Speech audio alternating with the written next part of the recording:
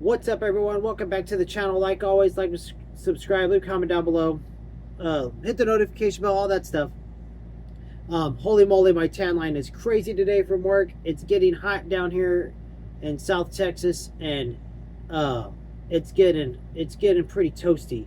But today I wanted to do a book review. We have an indie book, and it's been a while since I reviewed an indie book on the channel. Door number 3. It is book 1 in the Athenium Incorporated series. This is by Dan Kemp, and since it's an indie book, we'll go ahead and read a little bit of the back cover fold here. You see it has an author picture and a little bio on him. So Dan Kemp is a former infantry non-commissioned officer and aspiring author. In 1995, no.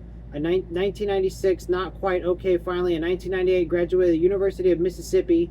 He went on to the U.S. Army Infantry School at Fort Benning, Georgia, and a variety of assignments in Korea and at Fort Campbell, Kentucky for the next decade. He reused experiences in Korea, Kosovo, and Iraq twice. He then reused while completing his master's in military history through Norwich University in 2012. His capstone was on the U.S. Army's Infantry Division Force Structured and Personnel Replacement System in World War II, with its roots in Marshall and McNair's World War I experience. So when I read a lot about a lot of these guys that write these books and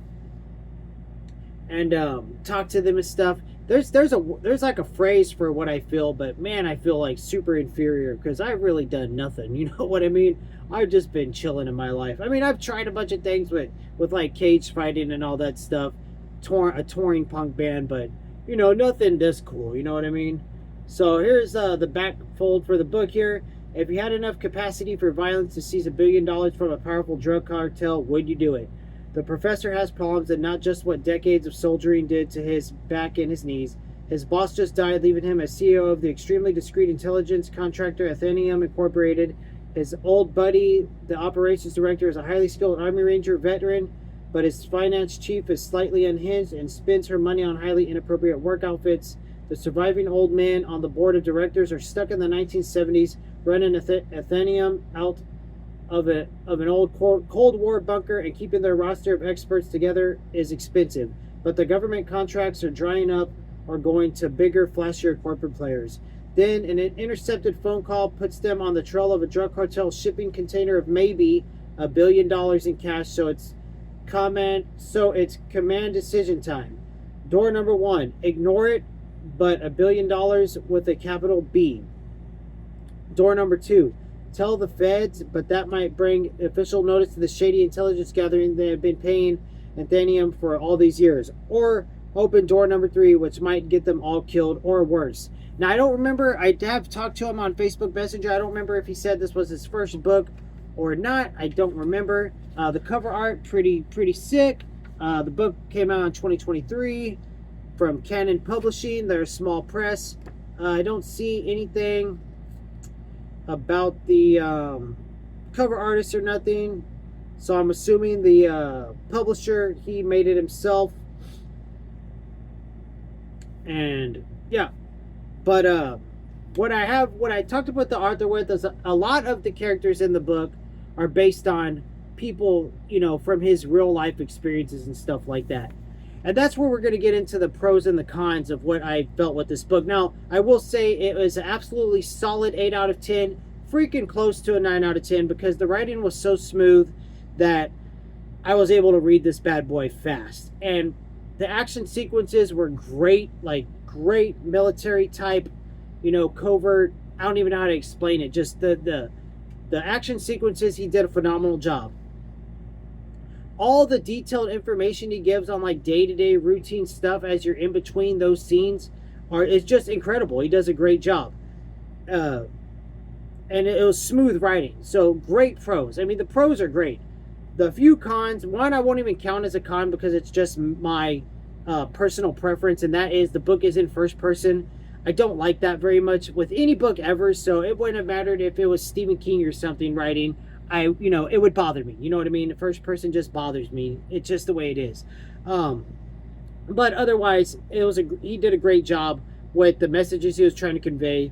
Another big pro for it was like 99% of the references he made to music and entertainment kind of stuff, I understood all of it because I grew up with all that stuff in my life. So I really enjoyed that aspect of the book. The only con is his two female main characters. They're I'm not even gonna spoil it for you, but they are super unlikable, cringe and icky, and just I did not like them one bit. Like they were badass at the end of the book. I will give them that, and it was pretty cool seeing them become pretty badass at the end of the book. But the way they were throughout the whole book, like their interactions with your main character and their little menage a trois type of relationship they had was just it was unrealistic, and I didn't like it at all. Like it bothered me the whole freaking book. But I was able to overlook that and look at the rest of the book as a whole, and it was really good. The book, he does a great job with what he is with the rest of the book. And like his he's talking about the organization they're running under an old Cold War bunker, and like the people within the organization, and like the way they web out and get their other connections when they got the jobs to be done. Like, and the main plot of this book is them getting the heads up on getting that $1 billion from that cartel, the $1 billion from the cartel. And that's where you get towards the end of the book and what they're doing and what they're going after. So the plot runs together real well, and it ends real nice with what are they going to do next. So I will probably get to the second book in November, December, or January of next year, because I do want to complete the series. And I think he's just released book 4, or it's gonna really, I don't know, book 4 or book 5 or something. But yeah, otherwise the book was a solid book. I mean, I would recommend it. Just there's a few things. I mean, I guess if you're a fairly liberal person, don't read this book, because you're going to be real upset a lot about, throughout a lot of it. For me, I'm neither conservative nor liberal, so I don't get bothered by those things. I just thought the writing was very smooth and flowed real well. And even though it was in first person, the story was real. The characters giving you the story, and it was pretty good. He did a good job. Like, Dan Kemp did a good job, and that's why I'm saying I definitely am going to read the second one. I just didn't like the two main character ladies, and he did tell me that one of them was based off of, a true real life person he knew or something. But I'm thinking that character had to been based off of it. He could correct me if I'm wrong, but they felt, compared to all the other characters in the book, those two felt very unrealistic. Everything else feels real. It feels like you could tell that he's experienced this stuff, and whether he did this in real life or not, he probably can't say, but it feels real. Like a lot of the stuff he talks about and the details he goes through, and just waking up in the morning and what he has to drink, and just everything feels very, very real. So kudos to him for conveying that message and getting that across as you read the book. It's just those two female characters, man. I just, I'm sorry, I couldn't stand them, and I know they're gonna bother me in the next book too, but it's totally fine. Maybe they change. I'm hoping that they grow as characters and they lose their whole shtick that they have of this, like, basically obnoxious, slutty stripper pole. I don't even know what to call them. They did get to be cool at the end, though. I will say that. They did get, like, some cool scenes right at the end, but they're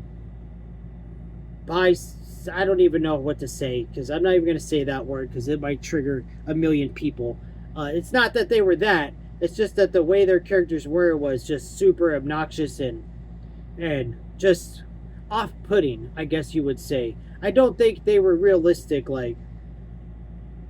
And I guess there could be people out there in real life like that, but I've met a lot of people in my life, but I can't say I never met someone like that. But if I did, I know I didn't like them in real life either.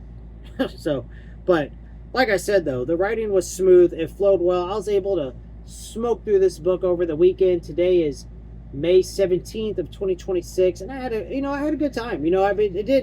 I didn't put it down and was like, oh man, I'm gonna pick that. I have to read that or anything. No, I was interested in finishing the story and see where it went. So yeah, he did a good job. So oh, and the other complaint I would have is this format. Make the books smaller. These giant books are just obnoxious. I just can't. But y'all have seen all my videos. Y'all know that I don't like that. So next up is Back to Star Wars: Tatooine Ghost. I'm also reading Act of War by Del Brown, and this is the shocker, on ebook, but I'm reading it for like 15 minutes before I go to bed. It's easier to hold the little, what do you call it? Kindle. The Kindle right before bed instead of a paperback with a light, especially when they're, this size. And then my wife and I, and I'll talk about all this in my writing vlog in a couple of weeks. We discovered audiobooks, and they're pretty freaking cool, you know what I mean? So yeah, like I said, a solid 8 out of 10. I'd highly recommend this book. If you're easily offended, don't read it, because you're going to be offended, because he holds no punches back, and he takes shots where he feels the shots are necessary. And cool beans, man. I mean, it didn't bother me at all. I was laughing in a few parts. I was like, holy crap, in a few parts, and I was cringing in a few parts. So that's everything I want in a book, and he did it. So good job. Oh, it was a good book. Like I said, I will read the second one at some point. My TBRs are already set in stone until January of next year, I think. So it is what it is, you know what I mean? I already got it all planned out. I'm a freak like that. But that's the video today, guys. Like, subscribe, leave a comment down below. Later.